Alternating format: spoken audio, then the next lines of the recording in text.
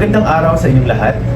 At kung inyong mapapansin, ako ay nasa loob ng isang paaralan dahil ang ating paksa na tatalakayin ay higit na kaugnay nito. Ang ating paksang tatalakayin ay ang kalidad ng edukasyon at ang mga pangunahing suliraning nakaakibat nito. Gaya na lamang ng mga limitadong pondo, sweldo ng mga guro, pagtaas ng dropout rate, at ang limitadong teknolohiya na mayroon tayo sa ating bansa. Sa bidyong ito, tatalakayin din natin ang mga solusyon o aksyon na maaari natin gawin upang matugunan ang mga problema ito. Mahalagang talakayin natin ito dahil ang edukasyon ay isa sa mga magagandang pundasyon o susi sa ating kinabukasan. Ngayon ay pag-uusapan natin ang tungkol sa kakulangan ng pondo para sa edukasyon sa Pilipinas. Isang isyung nakakaapekto sa kinabukasan ng mga kabataan. Mahalaga ang edukasyon para sa pag-unlad ng bansa. Ngunit patuloy itong nahihirapan dahil sa kakulangan ng pondo.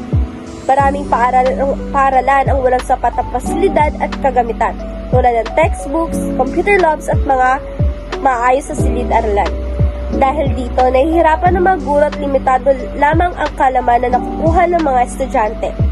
Sa katunayan, marami sa mga guro ang naglalabas ng sariling pera para pambili ng kanilang materyales na gagamitin dahil mababa lamang ang kanilang sahod.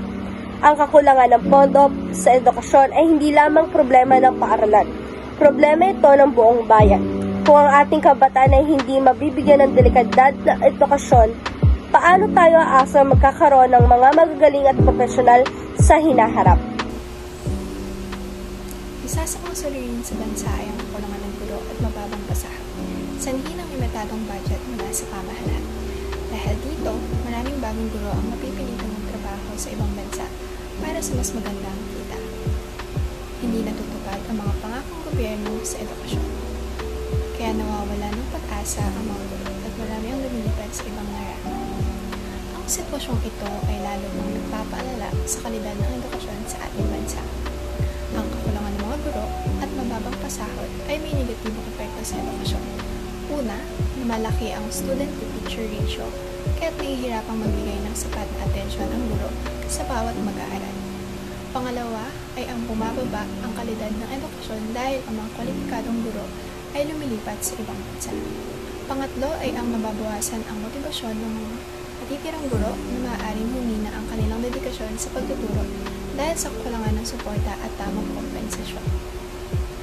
Taliwas sa mababang pasahod na binibigay ng pamahalaan, marami pa ring nagpupunyagi at nagtataguyod ng mga panukalang batas upang itaas ang sahod ng mga guro, sapagkat mahalaga ang kanilang tungkulin sa paghubog ng mga kabataan na siyang kinabukasan ng bansa. Ang mga guro ang gumagabay at nagtuturo ng kaalaman at mabuting asal sa bawat estudyante. Sa kabila ng mga hamon at limitasyon sa kompensasyon, maraming guro ang nananatiling tapat sa kanilang propesyon. Higit pa rito, layunin ng mga organisasyon at iba pang sektor na suportahan ang mga guro upang maging mas maayos ang kanilang kalagayan at mas makapagbigay sila ng dekalidad na edukasyon sa ating mga kabataan. Magandang araw mga ka-classmates! Isa sa pinakamalaking hamon sa ating bansa ay ang dumaraming bilang ng out-of-school youth at ang pagtaas ng dropout rates. Maraming kabataan ang napipilitang huminto sa pag-aaral dahil sa kahirapan. Tama ka, classmate. Hindi biro ang mag-aral lalo na kung may mga problemang pinansyal o kakulangan sa suporta. Maraming kabataan ang kailangan pang magtrabaho para makatulong sa pamilya. Dahil dito, tumataas ang dropout rate. Kung kulang ang resources, paano makakapagpatuloy ang kabataan sa pag-aaral at makakahanap ng oportunidad sa hinaharap? Kapag hindi natutuloy ang edukasyon, nagiging mahirap magkaroon ng trabahong may sapat na sahod. Ang kakulangan sa skilled workforce ay malaking problema hindi lang sa personal na buhay kundi pati sa ekonomiya. Kaya mahalaga na palakasin ang mga programang edukasyon tulad ng scholarships at libreng edukasyon. Ang mga local governments at pribadong sektor ay dapat magbigay ng financial support at mentorship sa kabataan. Tama! Sa mas maraming scholarship, mas madaling matustusan ng mga kabataan ang kanilang pag-aaral at makakapokus sa kanilang pangarap. Isang solusyon ay ang technical vocational courses na alternatibo sa tradisyonal na edukasyon. makakatulong ito para mas mapalakas ang kasanayan ng mga espesyalisadong trabaho. Hindi lang gobyerno ang may pananagutan, kundi pati na ang komunidad, lokal na negosyo, paaralan, at bawat isa sa atin. Sa pagtutulungan, mas magkakaroon ng mga programang tutulong sa kabataan. Sa pamamagitan ng pagtutulungan, matutulungan natin ang mga kabataan na makapag-aral at magkaroon ng mas maliwanag na kinabukasan. Sila ang magiging susunod na lider at tagapagtaguyod ng bayan. Kaya, mga ka-vlog, magbigay tayo ng suporta sa mga programang edukasyon. Ang edukasyon ay susi sa pagbabago, hindi lang para sa mga kabataan, kundi para sa kinabukasan ng bansa. Tama, ang edukasyon ay karapatan ng bawat kabataan. Sama-sama nating itaguyod ang edukasyon para sa lahat. Ngayon, dumako naman tayo sa kagrupo natin para sa susunod na baksa. Ikaw na. Isa sa mga pangunahing pangangailangan ng mga estudyante sa panahon ngayon ay ang access sa teknolohiya at ang mga modernong pasilidad. Upang makasabay sa modernisasyon, kinakailangan natin matutunan ng iba't ibang mga update o bagong kaalaman sa iba't ibang larangan ng edukasyon. Ngunit, hindi sa lahat ng oras ay mayroon tayong pagkakataon na magawa ito. Dahil maraming mga salik na naglalaro at nagiging dahilan kung bakit kadalasan ng mga estudyante kagaya namin ay hinahayaan na lamang magtiis at maghati-hati sa kung ano ang meron ang bawat paaralan. Hi guys! Ang gusto ko naman pag-usapan ngayon ay isa sa mga halimbawa ng outdated resources at limitadong teknolohiya sa edukasyon, lalo na sa mga pampublikong paaralan sa mga probinsya. Maraming schools ang walang access sa modernong kagamitan, kaya anong gamit ng mga teachers, chalkboards at lumang textbooks pa rin. Sobrang dami pa ng students per classroom, umaabot ng 40 hanggang 50. Kaya kahit gaanong kagaling si teacher, hirap talaga magbigay ng atensyon sa bawat estudyante, lalo na kung kulang din sila sa updated training at materials.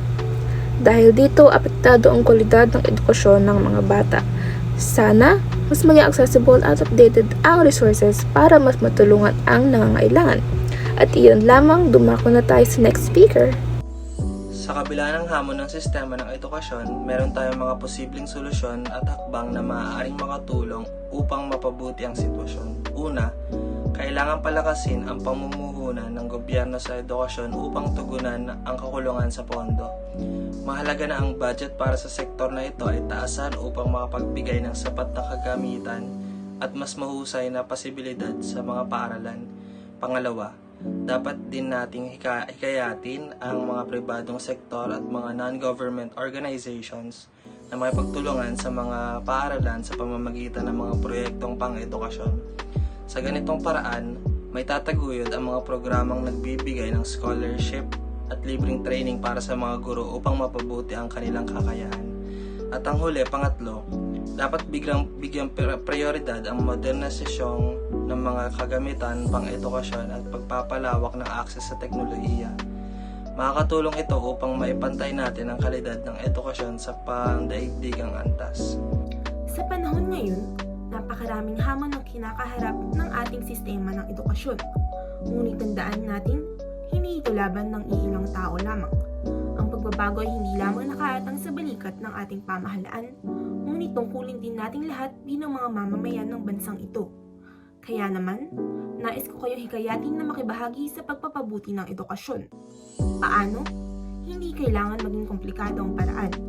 Magsimula tayo sa mga maliliit na hakbang.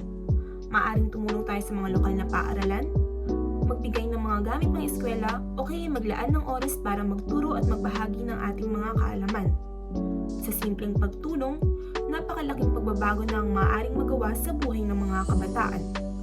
Huwag nating kalimutan na ang bawat aksyon, gaano man kaliit, ay may epekto sa ating kinabukasan bilang isang bansa. Ang edukasyon ang susi sa pag-unlad, ngunit hindi natin ito maaabot kung hindi tayo magtutulungan. Kaya tara, sama-sama nating buuin ang isang mas maliwanag na kinabukasan para sa ating lahat. Kayo, ano sa palagay ninyo ang magandang gawin upang harapin ang napakaraming hamon sa sistema ng edukasyon sa panahon ngayon? Gamitin ang iyong boses upang marinig ng lahat ang iyong opinion at ibahagi ito sa pamamagitan ng pag-iwan ng komento sa comment section sa ibaba ng video. Huwag kalimutang mag-subscribe at mag-like. Maraming salamat!